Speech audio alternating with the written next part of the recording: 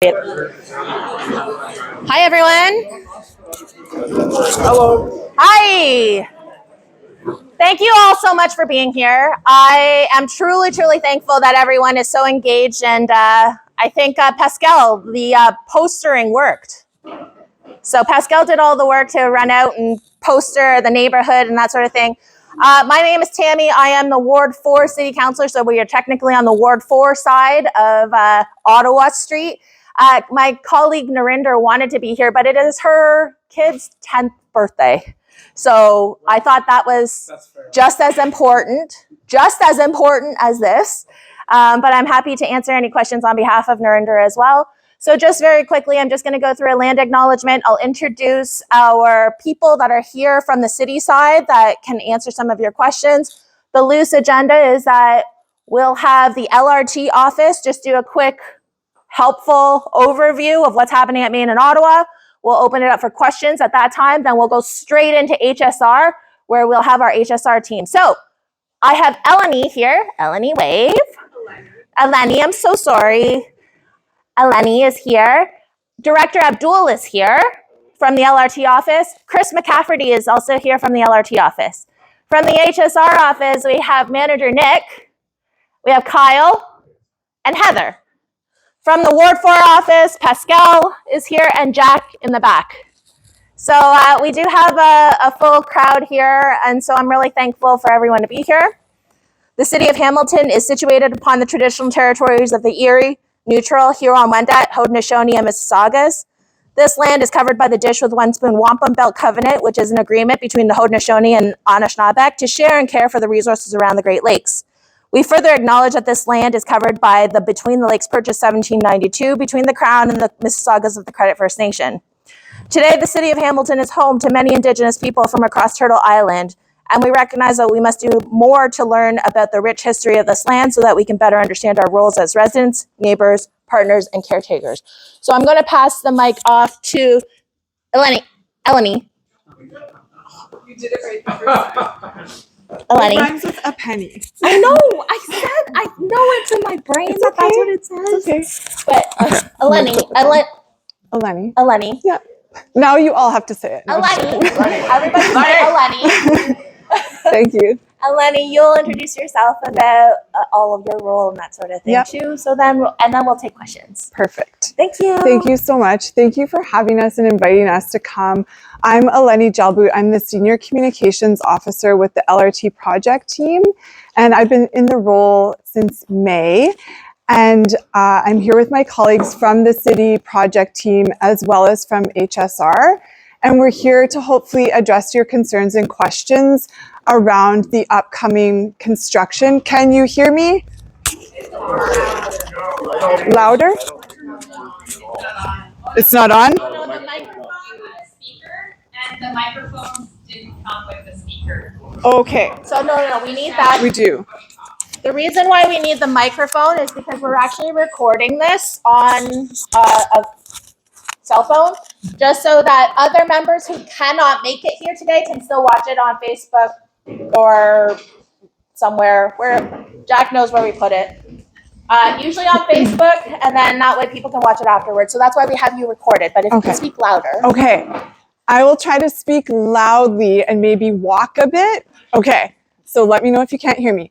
So again, I'm Eleni Jalboot. I'm here from the LRT project office on the city side. I'm here with our city colleagues from HSR and the project office. We're here to hopefully address your concerns around the upcoming Main and Ottawa intersection work. That work is for LRT early works. We mostly say enabling works, but it just refers to works that have to be done along the corridor to get it ready for major construction. So this is one of those works. We don't know yet when it is starting, but once it does start, we will be in touch with you well before. And once it does start, the approximate duration will be about 4 months' time. Okay?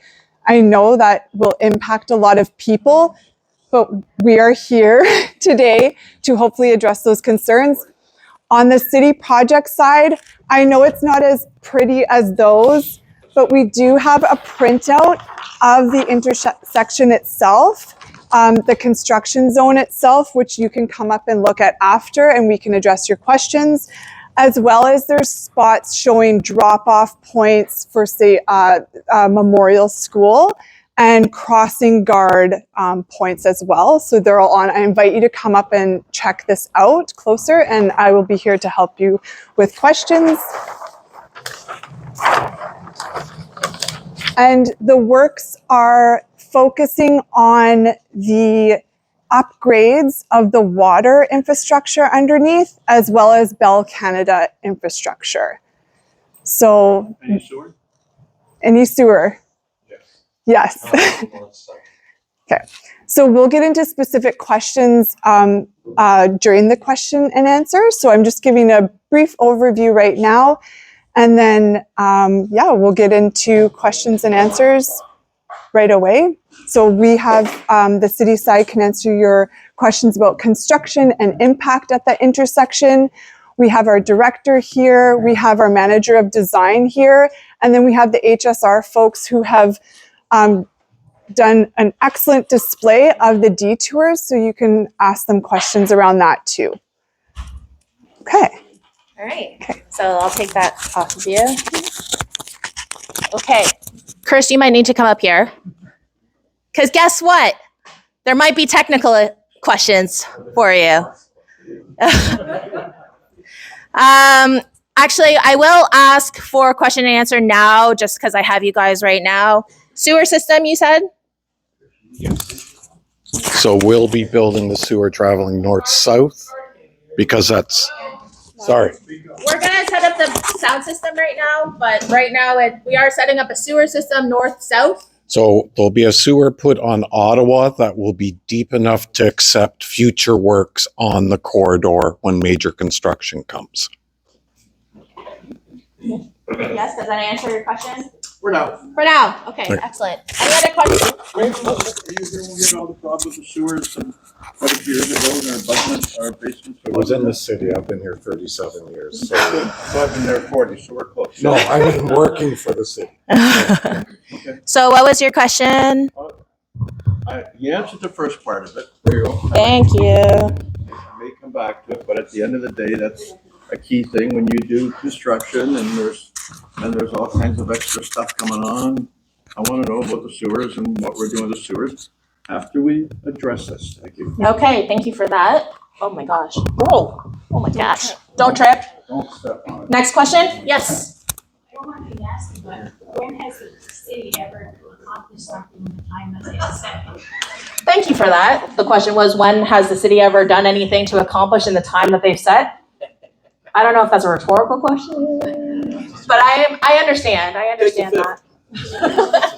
Take the fifth. Thank you, Mr. Dan. Thank you, Mr. Dan. Yes, thank you. I think that's the intention, is to try and get there. But at this point, Eleni, did you talk about time frame? Where? The time frame once it begins is approximately 4 months. Sorry, I didn't hear that. 4 months. Yeah, just say it right into the. Okay. The time frame is approximately 4 months from the time we actually begin. Alton.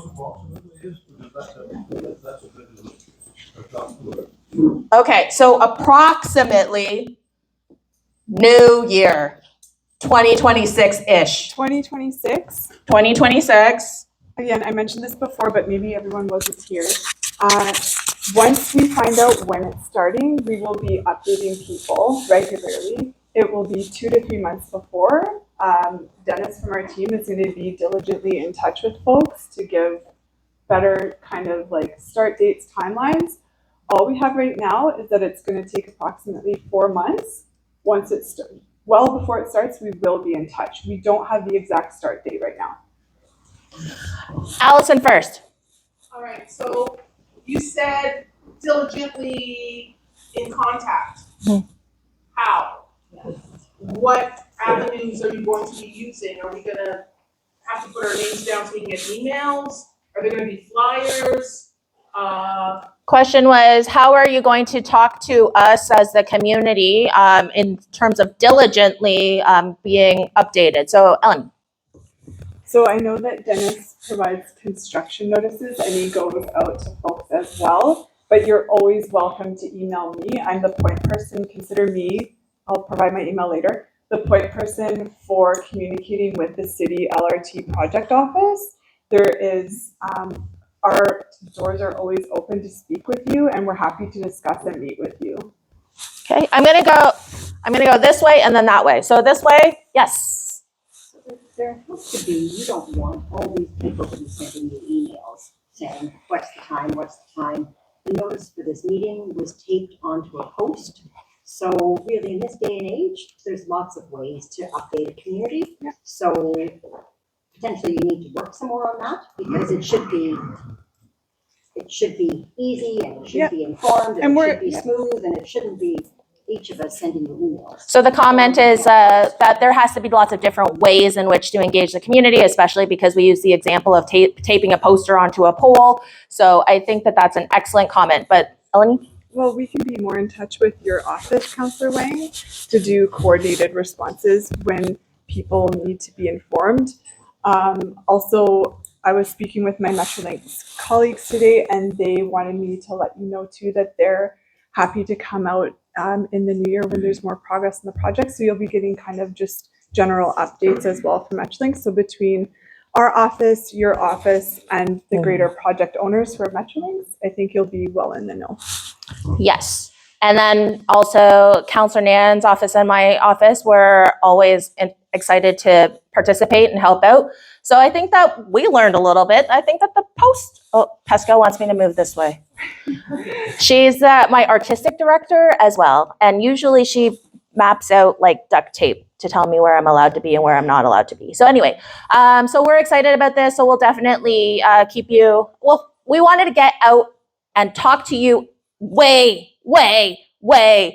early. And so this was the reason. So I'm going to go to this side. Question? Yes. I have a question about the YWCA, the senior center. How is that going to affect their people coming and going to those programs? YWCA and the seniors programs and how they're going to be affected.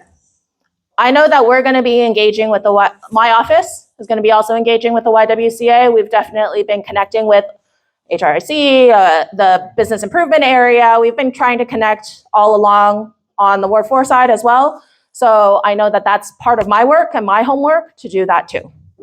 Okay. Do you want to add? Okay. This side. Yes. Talk about clear communication. Yet nobody was informed this was even happening. We found out by accident. And we had to get a petition in order to get this meeting here tonight. So I will also say that the HSR team literally just told me about this in August. No. But listen, they started talking to me about this.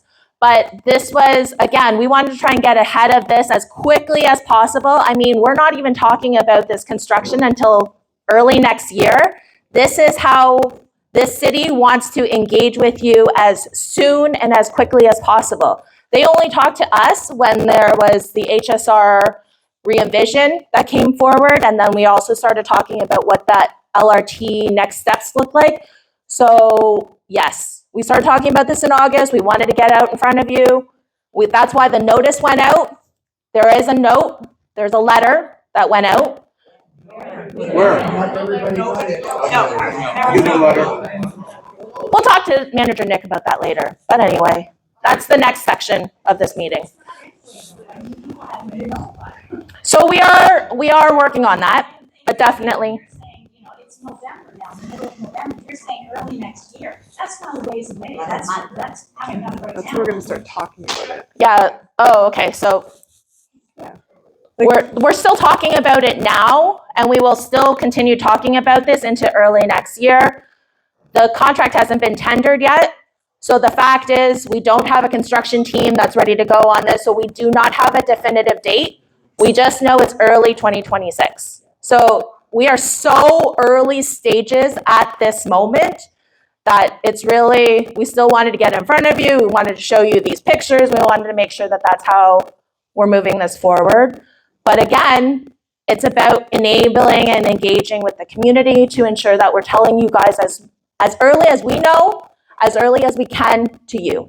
Hey, Tammy, is there any chance you could do a bi-monthly update, something like this?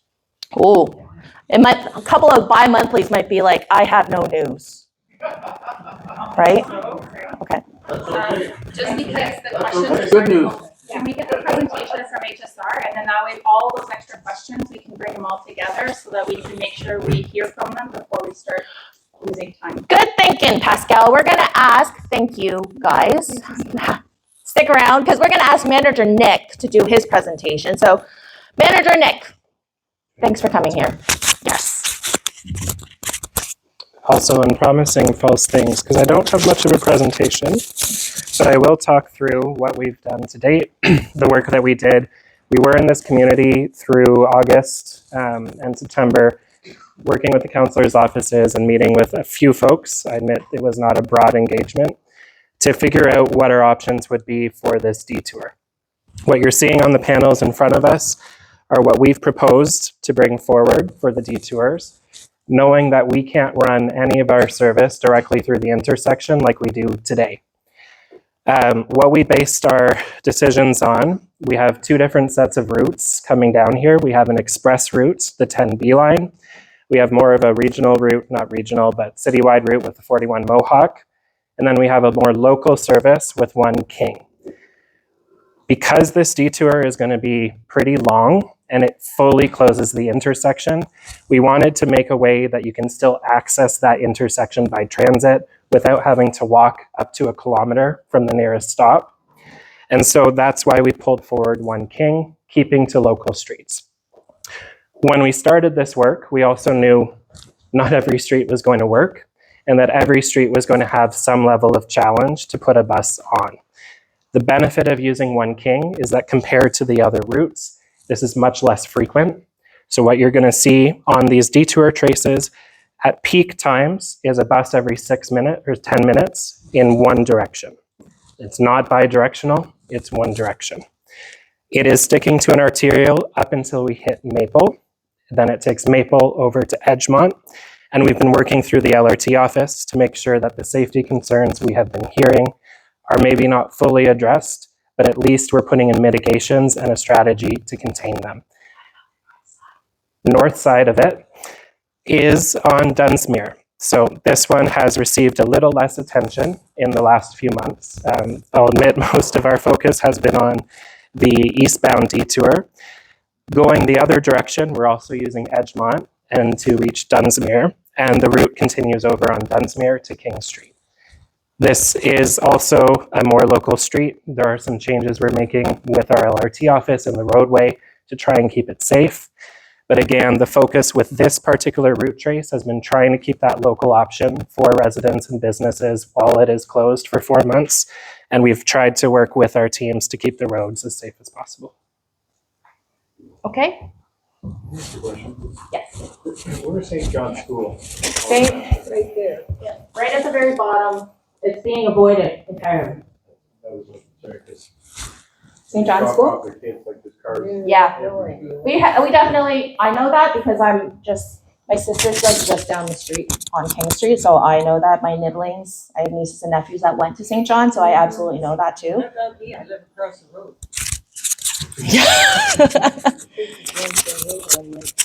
Oh, right. Okay, yes, excellent. It's going to come down King Street. Yeah, so actually, Nick, do you want to do the Vanna White and show? Yeah, do the finger thingy to go. We're going eastbound right now. So for 1 King eastbound, heading towards East Gate, it's coming on, it's going to go down King Street from the downtown, make a sharp left turn onto Ottawa Street coming up. That is a movement we're working with the road safety team to make sure that turning movement is safe, the stop bars are well in place. Coming up Ottawa Street, it'll turn right onto Maple. This 2-block stretch of Maple is one of the larger impacts of this detour. And we will be looking at some right-of-way changes temporarily while the buses are operating one direction. Yeah, what does right-of-way mean? The street. Thank you. Sometimes we get jargony. I'm sorry. So we'll be on Maple until Edgemont, turning left onto Edgemont to get back to Maine. Really? The main change at Maple and Edgemont is a temporary four-way stop to permit that movement. We talked about that with our road safety team, hoping that it can become permanent as well. Do you want me to do the westbound? Yeah, do the westbound too. So the other way, coming on Main Street, we'll travel up Edgemont to Dunsmuir, and then it is a straight shot across Dunsmuir back to you. So can you speak a little louder across the mic, please? Sorry. Where are the bus stops? Bus stops are, So on these maps, I hear the difference now, so thank you for playing it. The bus stops are the big red circles on this map, so these are where the current stops and temporary stops will be added. So as the bus stops, so the buses will go north and south all the time on Edgemont, so. No. Yes, because you There have will one be going an down this way, eastbound- and then it'll be a eastbound different time one bus. coming up that way, right? no. No, just the one way. One direction. I want to both make sure I ways. heard that. Yes. So they're not near the school at all? Nope, not near the school. Yes. So I'm just gonna pose the obvious question, and I understand it's not an easy spot to be up here, but to benefit one, ability to walk less than 1 kilometer and negatively impact 4 or 5 different areas, where's the logic behind that? There's 2 or 3 elementary schools in this district. If you spend one morning trying to get to work at 9 AM, people walking their dogs, kids walking all which way directions, traffic, this building operates a day program for people with needs, and that backs up a lot. What is the logic behind this? Like, I truly don't see it whatsoever. So I will just start by saying, I also go to work at 9 AM through a community with a school with a bus route right beside me. I live behind City Hall, it's a different community, I acknowledge that. But I do think all of our days when we're traveling from work, school, recreation, we all have different ways of getting there and we all have different needs. Part of this detour is trying to keep that option available for folks who do use transit to get where they need to go, some of which cannot make that walk. Our service standard is a 400-meter walk, or about 5 minutes. So when I move a route outside of that buffer, what I'm really saying is I'm not servicing that destination anymore. We carry about 50,000 people a day on an average weekday. 1 King and 10 Beeline are our 2 busiest routes. Maine and Ottawa is a relatively large commercial area, so we're trying to make sure that that area is still served, even while we push most of the big bus traffic outside of your community on the arterials with 41 and 10. But those being the biggest route means that this little area is going to be the most impacted. It's a bit of the opposite, actually. We're keeping the less frequent routes in the local area, and the busier routes that take the articulated buses are staying on arterials outside the community. There'll be no place to park in the wintertime. Yeah, it's horrible. I won't be able to get out of my driveway, because I'm at the Detour and Edge now, with bus every 10 minutes, and all the traffic in between. I'll never get out of my driveway. It's already I'm telling you, the city comes through and makes these little, like they have to clear the snow. That makes walls. We already pretty much go down to one side of parking in the winter alone for that reason. Unless everybody wants to be out all night shoveling 24/7 the ice wall that the city so graciously blessed us with by bringing a bulldozer down the road. But I'm just saying there has to, what are the other alternative avenues that you looked at that you wrote off? I want to hear them. Sure. We did look at a few other options. We had an option that was even tighter to the closure and would have used more local streets. That was looking at keeping Maple all the way through. That was discounted because of concerns on the King and Maple turn and the traffic infiltration on Maple over to Ottawa. We also looked at ones that stuck on Edgemont the entire way, so King to Edgemont to Maine. That was discounted because it needed to travel by the school, so the interactions with children in particular, but really, to your point, any pedestrian, was going to be tricky. The only other option that is on the table would have been HSR's default, which is to go fully arterial, which is what we've done with the other 2. Yeah, so why not do that? That's exactly. Knowing that this is such an issue, And you're saying it's only gonna be 4 to 7 months. Are we inconvenienced? Hold on. So thank you for that. Did that answer your question at all? Okay, so I'm going to go to another question. Yes. Sorry, I'm going to make a few comments. I'm not expecting answers on this, but so I'm Ward 3. I'm hearing a lot of this side is going to be affected. Dunsmuir is awful. Walking, my children walked to Bernie Custis. They did walk to Memorial. Speed bumps got put in some areas. At least 3 times a week, my son almost gets clipped walking at Kensington. I'm wondering if that is going to be made all 4-way stops and if there will be enforcement, because I know we have our police sitting on the Nikola Tesla catching the speed trap coming down Kenilworth. On Balmoral and Roxborough, where I am at the corner, I see people blow through that stop sign at least 20 times a day, and that's just when I'm aware. Number 2, I really appreciate the accessibility. There are a lot of people in my neighborhood I know of that are mobilely challenged, and so keeping those within walking distance is so important. And I know a lot of people are saying like, well, just make it a little bit longer to walk. On a good day, I can't walk that far because of my physical disabilities. So that's really important. My main concern is that Memorial is totally getting forgotten about here. We're focusing a lot on this side. As a Ward 3 resident, the only reason I know about this is because I am at this church as a scouting volunteer. So I am here usually twice a week with my children. We're all going to see very soon that we have about 25 youth being dropped off, and that happens Monday, Tuesday, Wednesday nights. We have probably about 25 vehicles coming all those nights to drop off youth from ages 5 to 18. Again, parking is an issue here. It's going to be an issue along Dunsmuir and everywhere. I understand that you are mitigating and trying to make it as least impactful on us as residents. I have safety concerns for my children walking to school. I have safety concerns for the youth that we have coming in to this building with a 10-minute bus every time coming by. And also just like, I'm hearing a lot of like, this is what we're doing.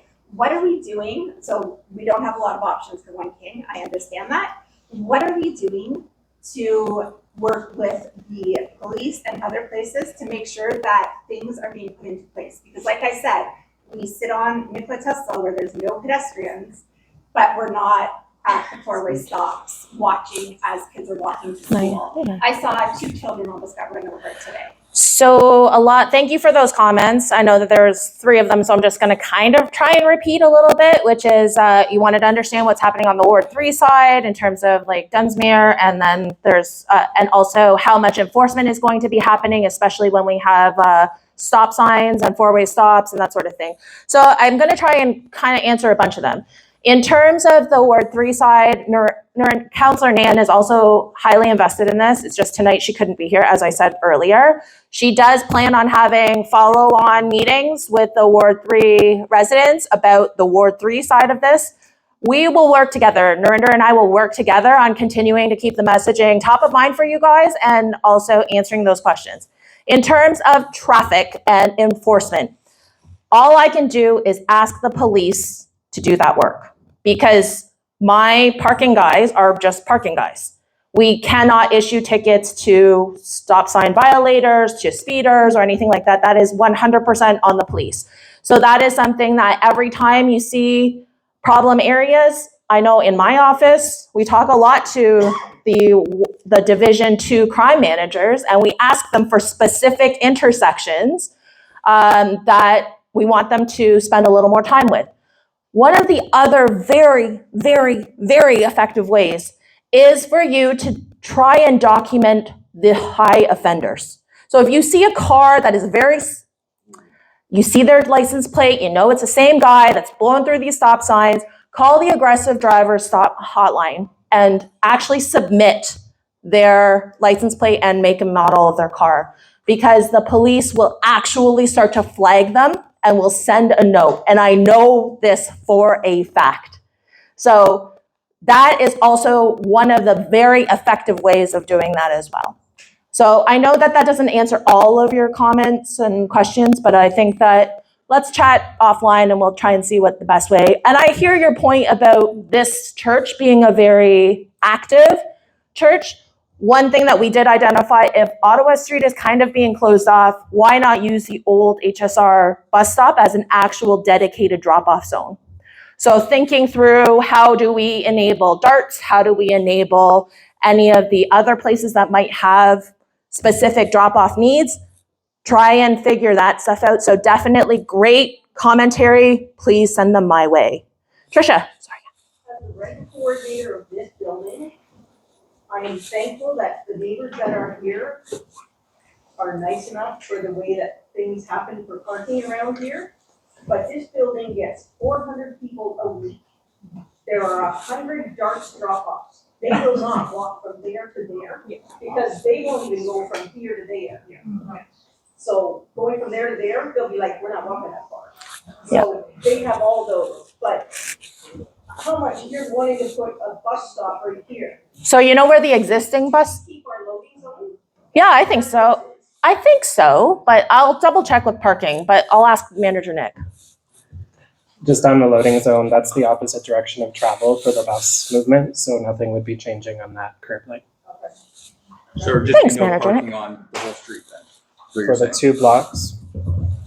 I will have Kyle come up just to speak a little bit about the safety measures that we're pursuing on both Dunsmuir and Maple. So are you saying? Hold on.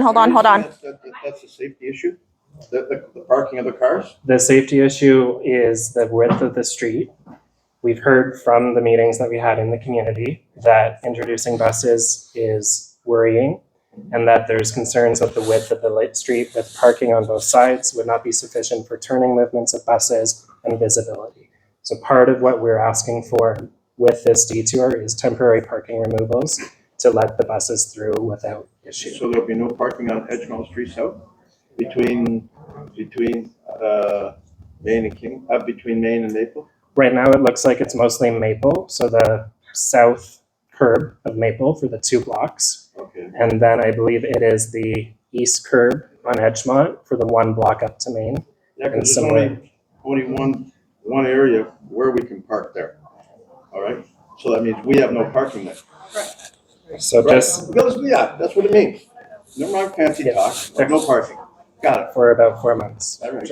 I do want to just give Kyle a chance to speak about the other safety improvements. So Kyle, can you just clear it up a little bit? Come on over.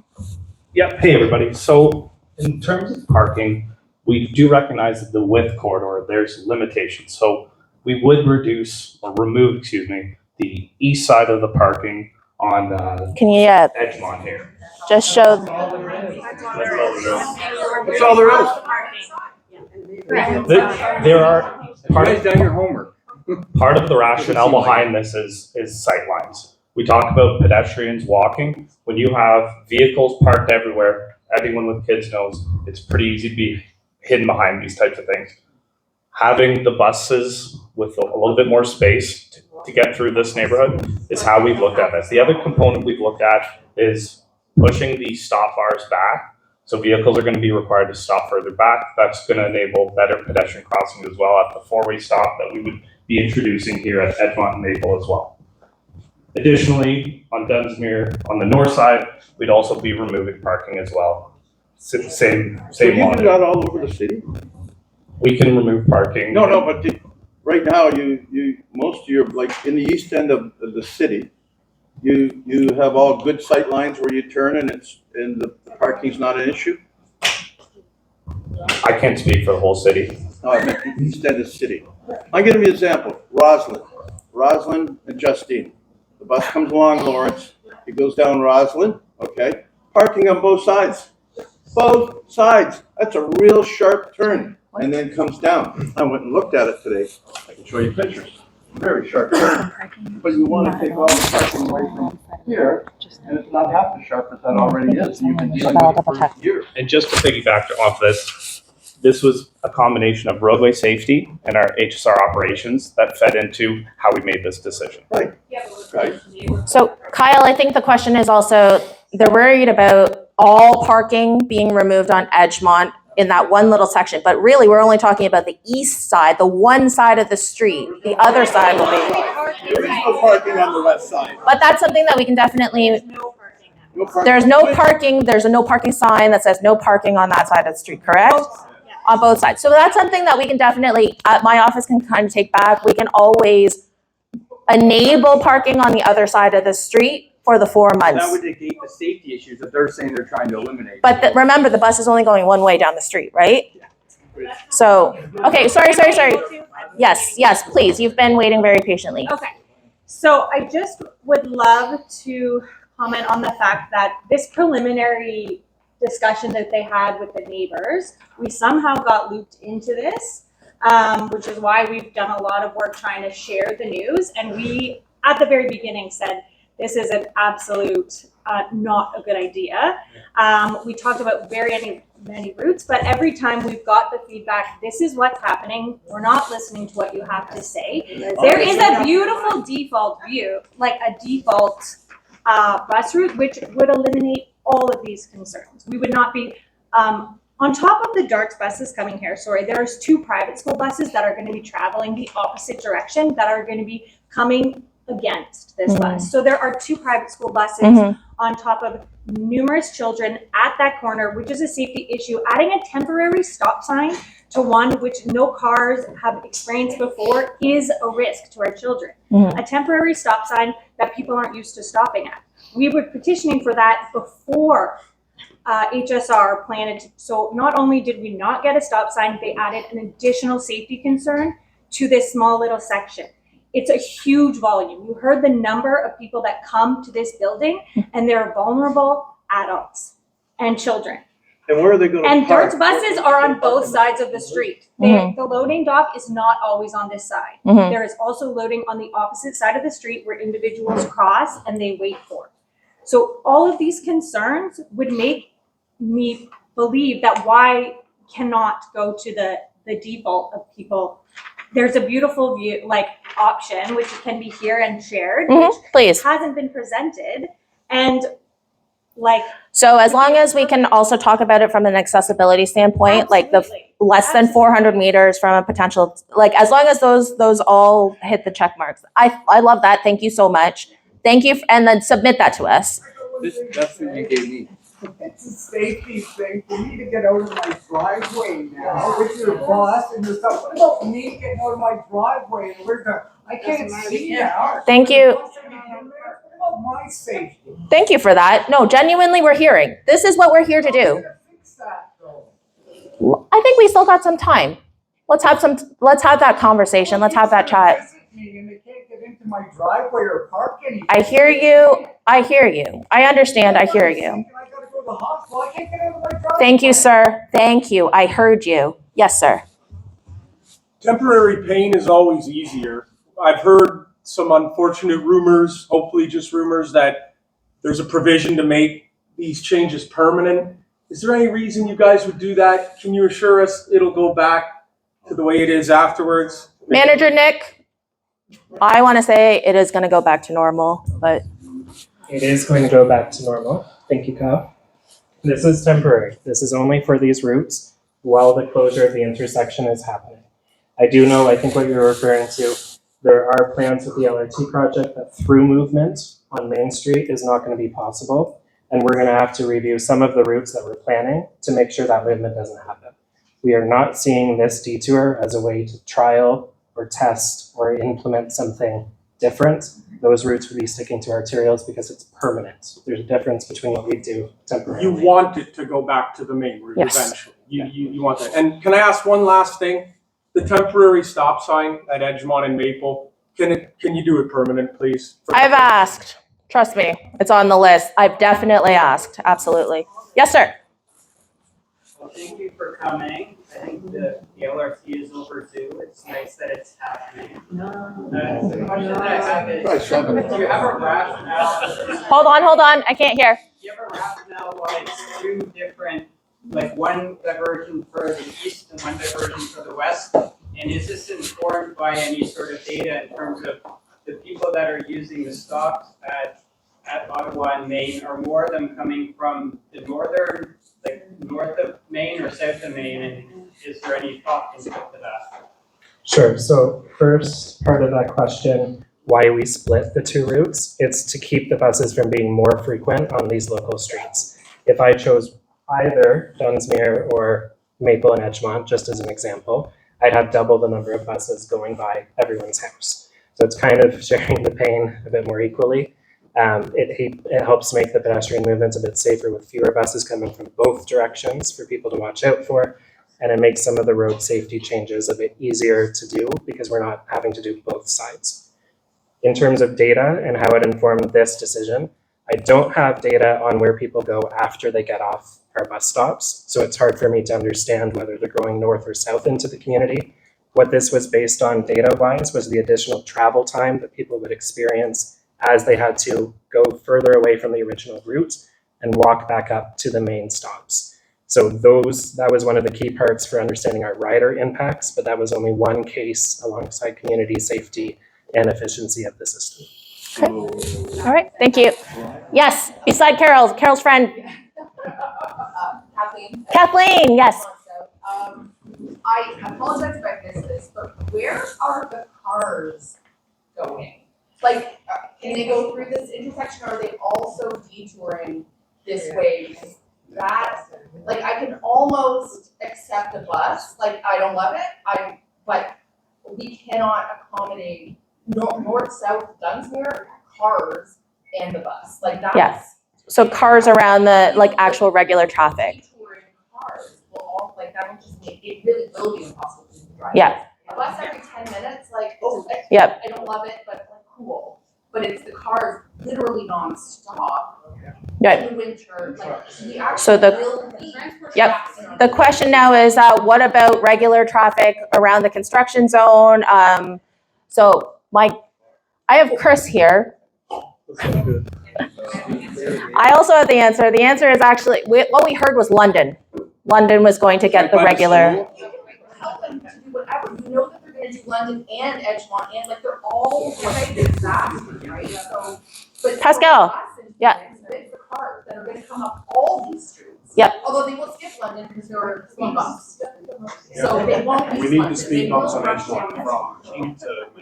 Okay, Pascal, come on up. Sorry. You have the answer. I have the answer.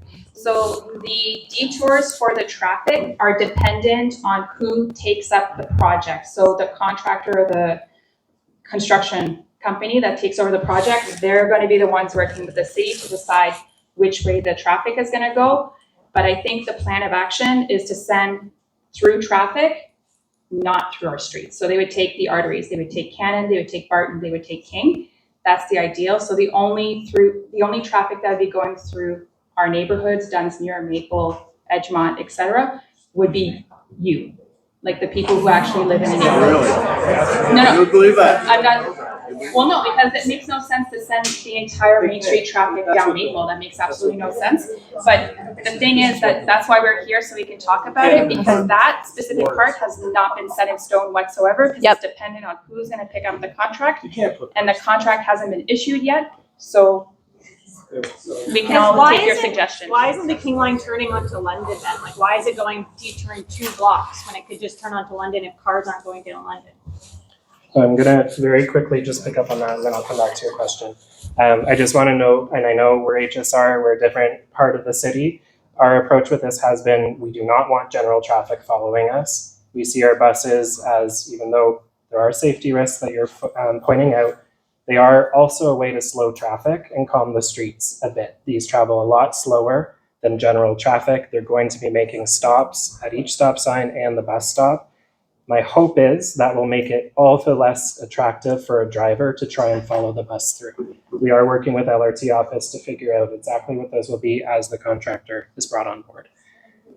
For London, when we are looking at the routes, it really comes down to the closer we get back to Kenilworth, the less there's the benefit for accessibility for the businesses. London's closer to Ottawa. Yes, but it's moving further east. But Edgemont's further east. No, Sorry. you're wrong. Sorry. Edgemont's further Thank east. So that's. London. So London is actually better for everyone. So why wasn't London? Unless you live in London. Sorry, Chris, what'd you say? Chris, do you want to come up here?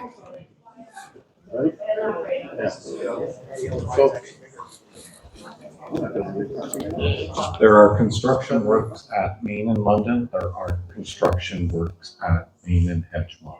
So this construction is going all the way into. It goes from basically Broker and London isn't being. yes. Okay, we weren't getting an answer. We were told it was because of the cars.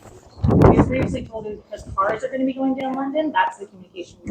That was also my communication, but then I clearly got it wrong.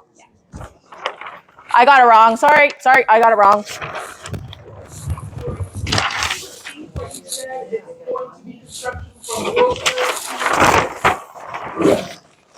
Come up and look at this map.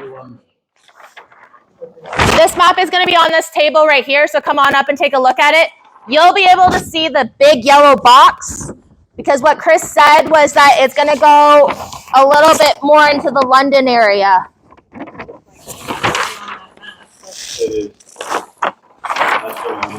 Sorry. Yeah. You'll have to come up and look at it, because I can't make you guys zoom in. Basically what you're saying is, So, no more discussion, they're going up London, they're going up Edgemont, and the cars are coming out. Thanks, Dan. All right. Dan, I just want to make sure that I get to this gentleman right behind you. So what happens when it snows in that section there where you come, can you just move over a little bit? That section off of King where it comes down Ottawa Street and then turns at Maple. Mm-hmm. So that section in Maple, when it snows and there's cars parked on both sides, is that going to be a snow route? Is that going to be a snow route? So nobody will be able to park? As a bus route, it should be plowed first, because it is a bus route. So you're going to bury all those people that have driveways on that section, like they bury Edgemont? I can't figure out windrows. That windrows has been the bane of my existence since coming into office. Windrows are the giant wall that blocks your driveway. And sidewalks. Sidewalks get plowed too, because it's on a bus route. So I can't figure out windrows. If you guys can help me raise $21 million to buy a windrow machine that plows and then does the thingy, that would be great. There's a piece that goes on the end of the plow that pulls the snow away from the curb. Agreed. It costs $21 million, we asked at council. That's an attachment? Yes, it is. Wow. But we're getting away from this, so yes. So just wondering about, so we keep talking about snow, but obviously this is happening in the new year. Is there not an opportunity to stage the construction at a point where we're not experiencing significant snowfall to alleviate some of those concerns? Well, at this point, nothing has been tendered, nothing has been contracted. So my hope is to try and get this done sooner rather than later, but at the same time, I have no control over when this gets done. So at this point, again, we're trying to be super, super, super early to bring this to you all and to get this engagement as early as possible. Carol. Where to start? I think I'm just going to touch on a couple of the concerns. I think we're all engaged here, which is great. Mm-hmm. But the real thing, enforcement. Number one. And if there's anywhere in that budget for signage, clearly we're able to communicate with each other. So if there's a loading area on London, and as long as you keep talking about diverting traffic, which we don't want a highway on Edgemont. That is not great for many reasons, but signage and enforcement, I think, will go a long way. Mm-hmm. And just around communication, we like pictures. Yeah. So anyway, that any future update that just show us, hey, remember those 3 options? Even if it's a line, that will help so much, because really that construction zone, like I haven't seen that before, so I'll be looking at that. So if you could just add that to the communication, I think it'll just make it easier. We know there's going to be pain during this, and a lot of us moved here for the LRT, me being one of them. Mm-hmm. So I'm ready for it, but I need to know enforcement and signage. If that could be a part of this, I think we'll go a long way and we'll answer a lot of these questions. Thank you so much, Carol. Definitely enforcement and signage. Chris is going to answer. Just so you understand, This isn't the LRT construction, it's construction being done in advance of LRT. So we're replacing a whole bunch of water mains. So whatever parts of the road we break, we will fix. We're putting a sewer. We're coordinating all the bell works because they have the switching station. They also come through that. It's one of the more complex intersections we have in the city. But this isn't the last time that the project will be here. And I want to be clear. And I just wanted, For sure, I think, but for the general public, they're going out as soon as possible. So again, like knowing that obviously great new sewer updates, we all need our infrastructure to be better and streamlined, but for the general public, a lot of them are associating it with that. So we just want to make sure that any communication is very clear. This is why we're doing this. It's going to be 4 months. It's going to be in 3 months' time. We're going to try and avoid the snow. Like that kind of messaging will go a long way. Okay. Heard, loud, and clear. Absolutely. Okay, I have a speakers list of 1, 2, 3 already. First is that gentleman right here. You said that detour route, say, especially for Edgemont, you're saying it'll only be buses that are going down that way? Correct. Okay, now who's gonna be the toll keeper or the police to tell all the rest of the traffic that's going that way, not to go down our street? Well, part of my work is I'm going to try really hard to work with the contractor to make sure that signage is available and that we are keeping true. Yeah, like don't drive here. Yeah, I think it's going to be like, heard. I don't know what the right answer is. I don't have an answer for you, sir. I think that at this point, I have heard very loud and clear. We don't want additional extra traffic coming through. At this point, from my knowledge and what I have heard from Manager Nick is it's only buses. But I have heard, and I don't have a crystal ball currently to tell you what that looks like in the future, but I have definitely heard that. Number 2, please. You've mentioned numerous times that you haven't even had this up for tender yet. You haven't got a contract. Right. Why can't you put into the contract that the intersection at Ottawa and Main Street, only half of it can be shut down at one time? I've seen that done in this community numerous times. There's still a throughway through. The construction team works on half of it, then they finish that, they work on the other half. I've seen it done at the corner of Sherman and Wentworth, King Street, yeah. I've seen it done in so many intersections in the city. Why can that strategy not be used here? I'm not sure. You're not considering it. That's the frustrating part. You made all these decisions. Yep. You come to a community meeting, all I see is the microphone in your mouth. You're not letting anyone else talk. So I'm going to ask Chris to answer that question. so what we have, and I've put out hundreds of contracts for the city, and a lot of them we've done them half of the time. This project does not lend itself to that. We have a sewer that has to go straight across. We have 2 water mains that come through Pipeline Park. We have one going across on Ottawa. We have a distribution main going on the south side. We're building a 750 millimeter water main. And then we're putting a layer of bell infrastructure on top of it. And we all have that infrastructure currently, and we have to work around it. So if you can picture, there's 5 levels of infrastructure, ignoring the minor stuff. We have to fit 5 more in there at the same time, keeping those live. I can change the parameter that every bus stop has to be 400 meters away. When my kids were small, they had to walk like a kilometer and a half. It didn't break them. Think of it as a participation factor. Some people get some exercise in the bellies. Oh, sir, don't. Unless you're disabled, I understand that. Yeah, so That's what they're catering to, is the people who cannot walk more than that.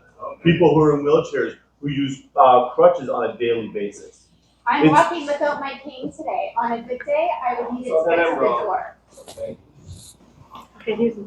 I very much appreciate the comment. We are trying to serve folks who have different needs on the service, but another part of our mandate is to try and drive people to use transit. And I can tell you, it's a hard sell already. It's going to be an even harder sell if I'm telling people they need to walk 15 to 20 minutes to their bus. Yes. Sorry, Dan. Let me get to Jay here. Jay, your question. So So you had mentioned that there is a route that you guys thought about using the arterials. And obviously that would keep the buses out of the main area of the community, which would be the safest route.